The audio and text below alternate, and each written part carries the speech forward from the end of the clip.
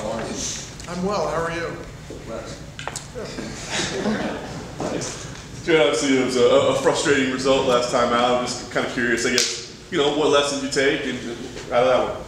Well, I was doing really well on the feet, and I thought I looked better on the feet than I have in a while.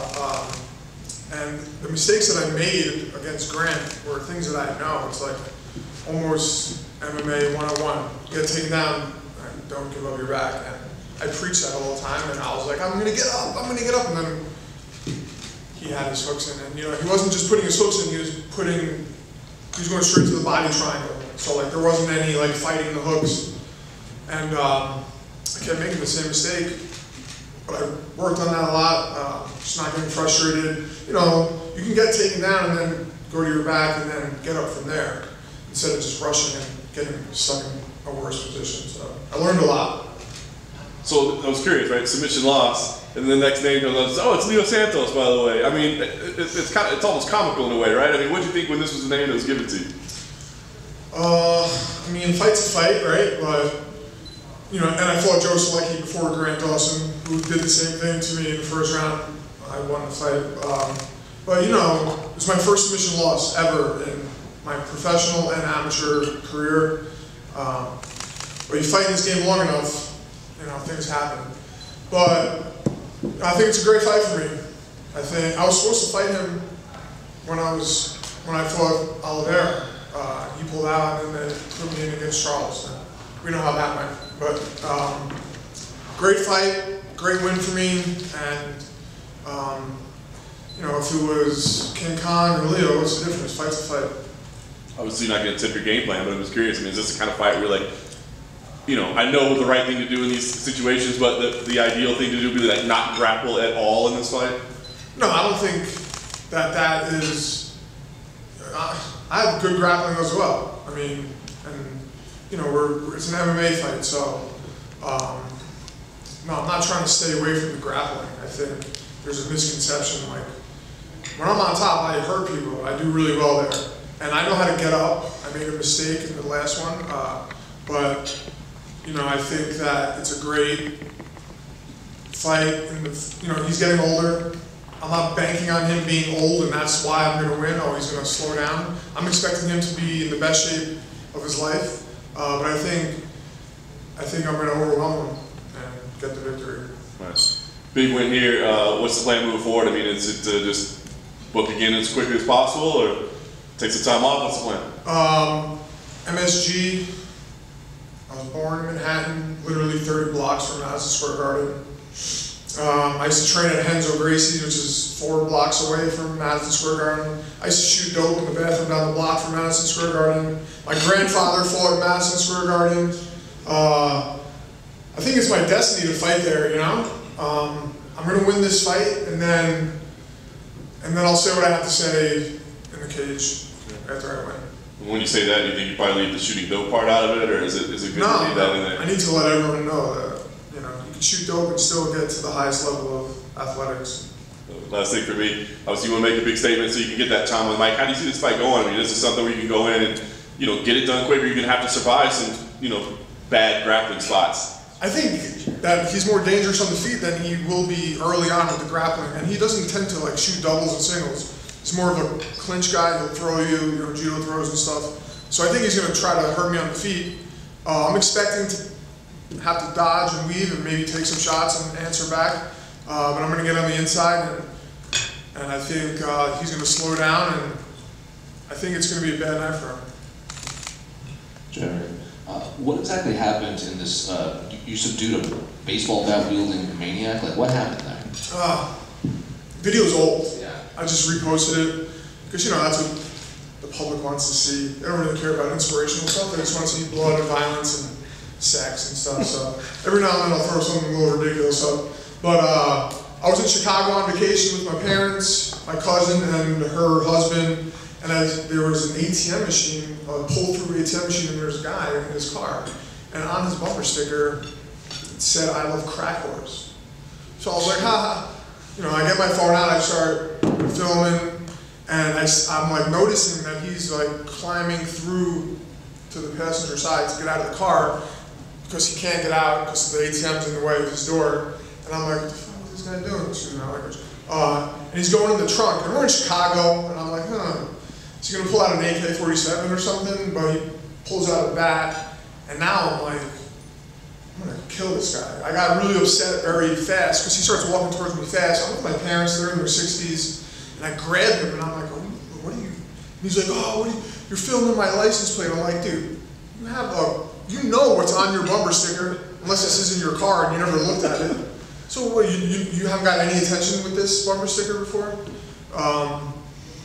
And my cousin's husband grabbed him, we took him down, I stepped on his neck and ripped the bat out of his hands, and that was that.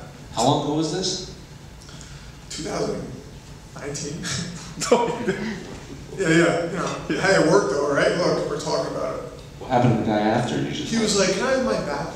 I was like, are you fucking joking me? No. And he just went on his way. I don't know how I didn't pound his face in. I feel like it's because my parents were there, but I've seen my parents fight in the street before, so it's not like it would be anything new for us, but I don't know, somehow I was able to restrain myself. You know, blood, and then you gotta call the cops, and it's like, so I just let it go. Where do you see yourself beating Leonardo Santos? On the inside, in his face, in his chest, going to the body, going to the head, level changes, getting him to feint a lot, and you know, draw his strikes out, get him extending too much, and it's going to be, unfortunately, for me, not unfortunately, but I'm not the biggest 55er ever. I'm actually probably on the smaller end. So everyone's taller and longer. I always got to make it dirty and get on the inside. I'm not going to be one of those guys that are standing on the outside unless I get lucky and land a big shot. But he's way longer than me and taller, so you know I got to make it like a Mike Tyson fight. Get in there, weave my head, and go, you know, and make it fast and hard and dirty. He also got subbed in his last fight, and so considering your grappling background as well, is that something that you're counting out? Is your possibility of submitting him? No, I think if I punch you in the face enough on the ground, you'll give up your neck eventually. I'm not the type of guy that's going to look for submissions constantly because, to me, it just doesn't make sense in MMA. If I can accrue strikes, then it's better for me. Can I drink this water? Yep. Sure it is. Or is this like an official sponsor? It is, but they'll just replace it when you leave. Sorry, I was eating. I got like shit in my teeth. What's up? Who's next? My guy. What's up? How are you? That's it. Rich. So you're a fighter that talks openly about your addiction. For example, local legend Court McGee, he's talked about how MMA has impacted his sobriety. How has MMA helped you become more sober? MMA hasn't helped me at all. Actually, it's made my life worse. I'm not even joking. MMA doesn't give me any fulfillment whatsoever. I'm able to use my platform to help people through MMA. But like whether I win or lose, 3 days later I'm miserable again. Now I gotta do it again. It's like drugs. I gotta look for another fix. All right, what's next? What's next? You see it all the time. These guys become multiple world time champions, and they're fighting into their 40s, looking for that next thing. They're looking for something. They're trying to fill a void. The only thing that fills my void is God, my family, my wife, my relationships, and helping other people. That's the only thing that gives me fulfillment, is helping other people. So I need UFC and this platform to help others. You know, if Logan Paul or whatever his name, Jake, or whatever his name is, and Floyd and Conor McGregor, no offense, I'm not like trying to put them down, but if they were preaching about mental health and addiction, how many people would listen? You know, I don't have the platform like they do. The goal is to get there. You know, they're driving around in Lamborghini boats and flashing chains, and all my shiny shit doesn't do anything for me. My car, I'm wearing a Rolex right now. I'm wearing this just for this. Like, I like it, but it's like a burden on my life. I'm still paying it off. I've owned it for a year. It's a burden on my life. So fighting, I love martial arts. It's my passion. I love competing, but now it's not for me. None of this is for me. It's for the people that I'm trying to help. You know? With that being said, do you have any advice for any fighters struggling with addiction?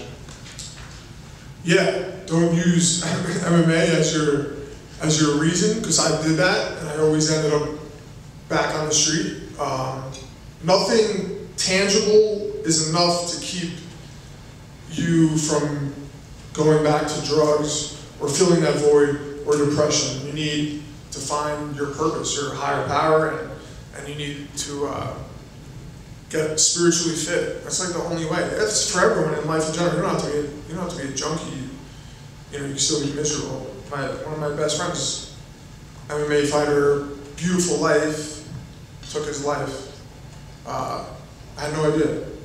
You know, I see people dying every day. I work in the field of addiction, and I see kids, 17, 16, dying every day. Their parents had no idea, died of a fentanyl overdose. So, we're all trying to fill the void, right? So you gotta figure it out. Thanks, Jim. Thanks, guys.